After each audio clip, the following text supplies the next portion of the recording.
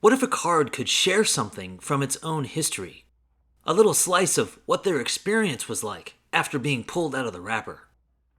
Modern or vintage, raw or slabbed, stored away in a binder or thrown out by mom, there'd be a lot of stories to tell.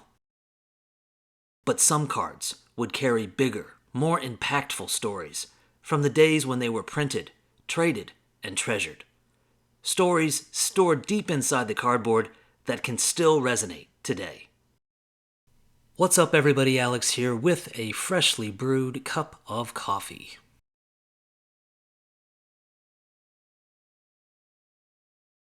This is an ongoing series that uses vintage baseball cards to explore baseball history.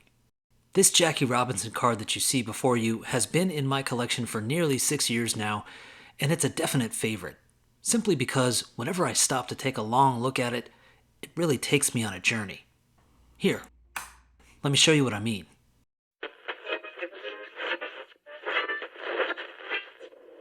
Join us now for another Brooklyn ball game here at Ebbets Field. Oh man, it couldn't be a nicer afternoon. Reese is playing short, of course. Duke Snyder in center. Jackie Robinson at second base. Everybody knows that Jackie Robinson was a great ball player, that he was a great fielder, that he could make the play. Everybody knows Jackie could hit, that he could lash a double down the line, leg out a grounder. He could find a way to get on base, drive the defense crazy on base paths, manufacture a run all on his own, and sure, maybe even pop a home run now and again.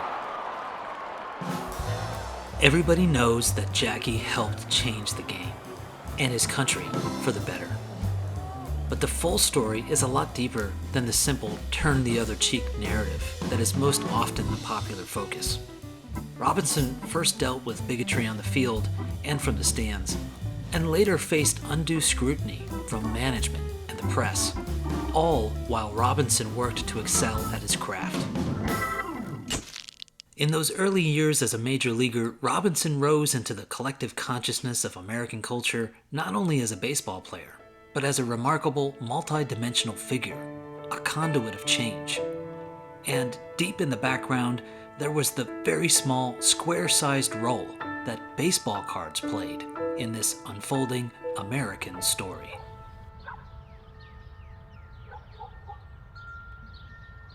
For kids in the late 1940s, collecting baseball cards was just beginning to make a comeback.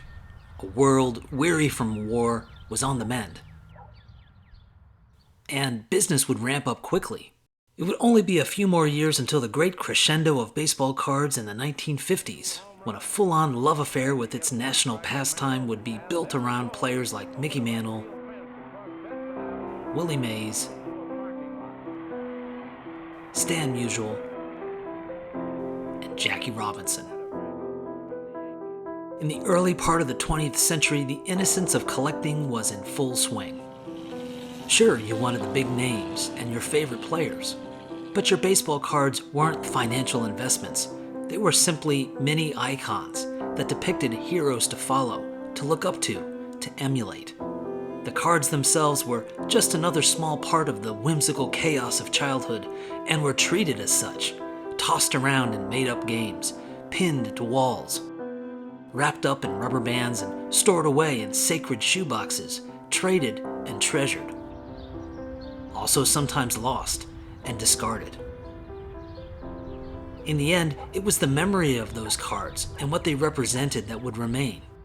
But until 1947, most, if not all of those cards were white. Prior to 1947, only a handful of non-white players had ever been included in mainstream tobacco and candy cards.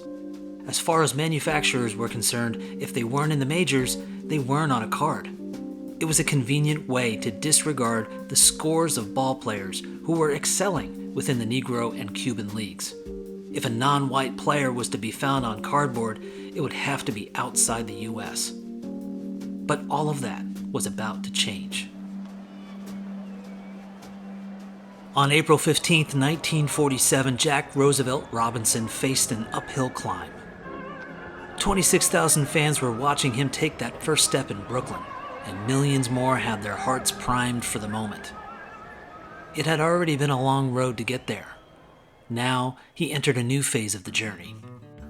Needless to say, Robinson had a lot on his shoulders, and to top it all off, he was having trouble at the plate. With all eyes on him, and with some hoping the pressure would show that African Americans weren't ready for the all-white major leagues, Robinson did his best not to carry the taunts and racial slurs from the stands and opposing teams with him into the batter's box. The haters had almost won that round, he said. They had succeeded in getting me so upset that I was an easy out. As he slowly worked out of his slump, he knew there was more to come. April 1947 was not just the start of a career in the majors, but of a lifelong calling and a reckoning of sorts for his country. In 1947, a fan's chance to collect the Dodger rookie was few and far between. At the outset of his season, Robinson was advised to avoid endorsements or to signing his name to newspaper or magazine articles. He was to decline any big-time invitations to social events. He even had to leave ballparks by a secret exit after games. In addition to taking abuse from fans and teams alike, Robinson was asked to isolate himself from the world he had entered. With no major card sets yet in production, and with restrictions on Jackie's endorsements, the 1947 Bond-bred card set offered a rare opportunity to see the star on cardboard. The New York-based outfit would release a series of cards featuring Robinson over the next several years. More images of Jackie on cardboard would follow in the years to come. But perhaps the most notable place for a fan to find Jackie in '47 was on the September cover of Time magazine. Now on the other end of his first season, Jackie had not only broken out of his slump, he was a National League champion and named the first ever Rookie of the Year. It was here that you could read about just what made Robinson special. He looks awkward, but isn't. He stops and starts as though turned off and on with a toggle switch. He seems to hit a baseball on the dead run. Once in motion, he wobbles along, elbows flying, hips swaying, shoulders rocking, creating the illusion that he will fly to pieces with every stride.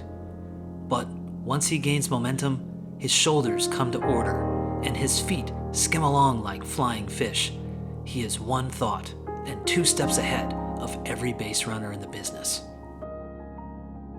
Fans could also begin to get some small sense of just what Robinson was up against.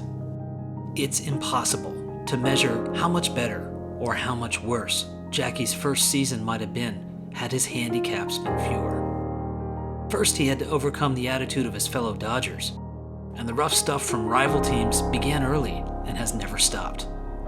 But as Branch Rickey had foreseen, if Jackie played good baseball, the rest took care of itself. The truth was, once Jackie was free to speak his mind, the bigotry continued, both on and off the field. The press turned on him, management turned on him, even fans. If any other player defended himself during a game, he was a man. If Jackie did, he was an upstart. He quickly discovered that the journey he was on was just getting started. In the world of cardboard, Jackie would finally get his due in 1949, when Bowman and Leaf added him to their baseball card sets, definitively ending the exclusion of black ball players from America's baseball cards. And he would have company. There would be more progress captured in cardboard, including Larry Doby, Roy Campanella, and Satchel Paige, all of whom had followed Jackie from the Negro Leagues into the majors as more and more teams began to integrate.